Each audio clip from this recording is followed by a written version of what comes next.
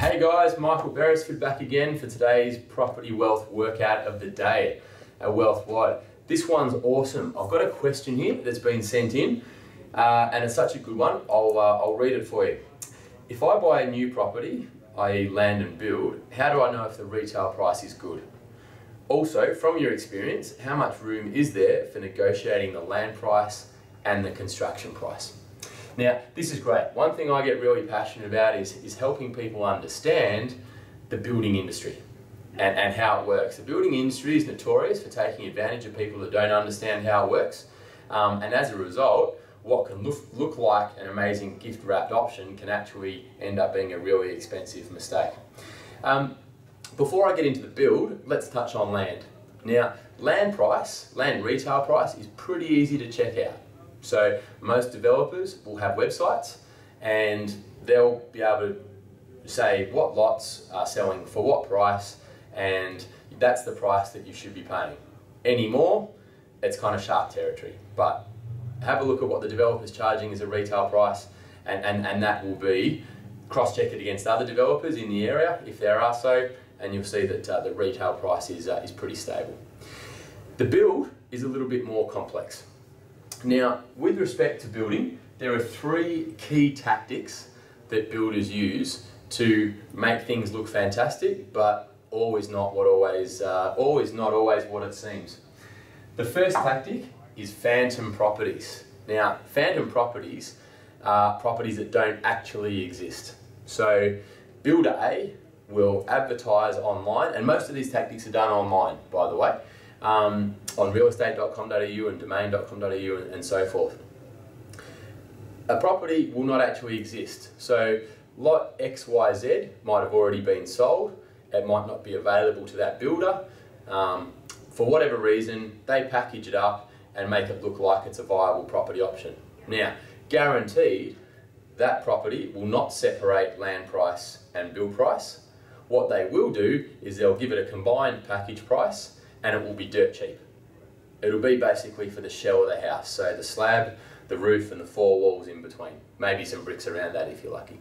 Okay, so that leads into the second one, which says lot XYZ from a certain price with a nice little asterisk. And the nice little asterisk is basically conditions apply. Now, there are an absolute range of things that might be. I don't have time today to go into all of them, but a few of the really common ones. Doesn't include landscaping, doesn't include driveway, letterbox, clothesline, fixtures and fittings, air conditioning, will only allow an allowance for fencing, not necessarily the whole amount. So really, what they're saying is, here's a base price, it looks really attractive, people pick up the phone, and then they say, oh, well, you know, come and check out the house. They walk you through a display home that's kitted out to the nines, and they're making serious margin and markup on all of the differences between the shell price and the finished product. Okay.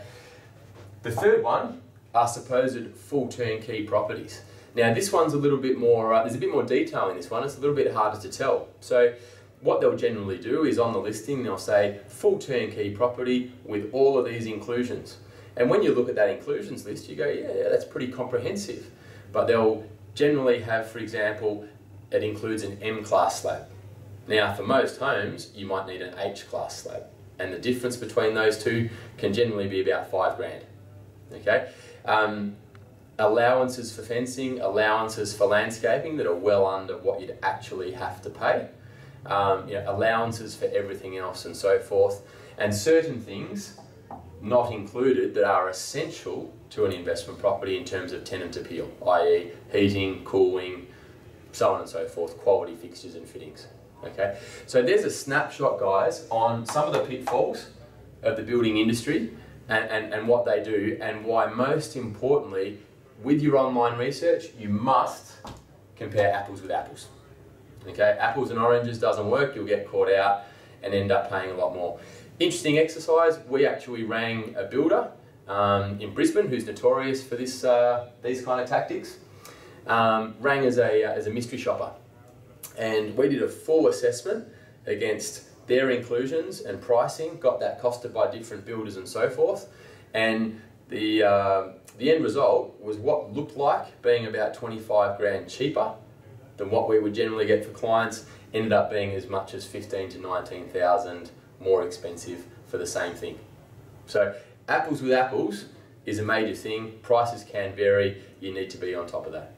Okay, so understand how the building industry works, understand that you're comparing apples with apples, and that's the best way to ensure that you're getting value for money.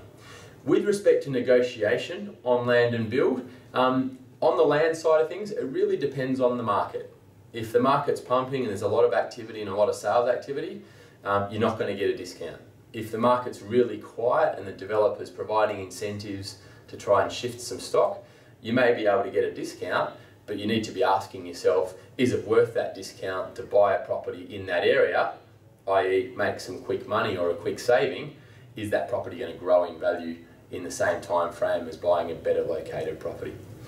On the build side of things, generally negotiating power, like anything, comes down to volume. So if you are dealing with a builder and have dealt with them for a long time, you have a track record and you're giving them a large amount of volume, kind of similar to what we do, then yeah, you'd be able to get discounts on retail price most of the time. If you're going as a one-off client to the builder, probably not so much. You may be lucky, but probably not. The most important thing to realise though, when you're looking at this negotiating power and bringing builders especially down on price, is you want to have them motivated to build for you. Two key reasons. You want the quality to be good and you want the time frames to be good. So I've known people in the past that have crunched builders down to pay 5,000 less than what I've paid them, but that builder is making less money on that job than what they are on my job, and they take 3 months longer to do it. Work out the bank interest that you pay over those 3 months, and even though I paid 5 grand more on my build, in the grand scheme of things, I'm actually a few grand in front. So there you go guys, bit of detail today, but a fantastic question about land price and build price and negotiating power. Hope you've enjoyed it. Thanks for watching.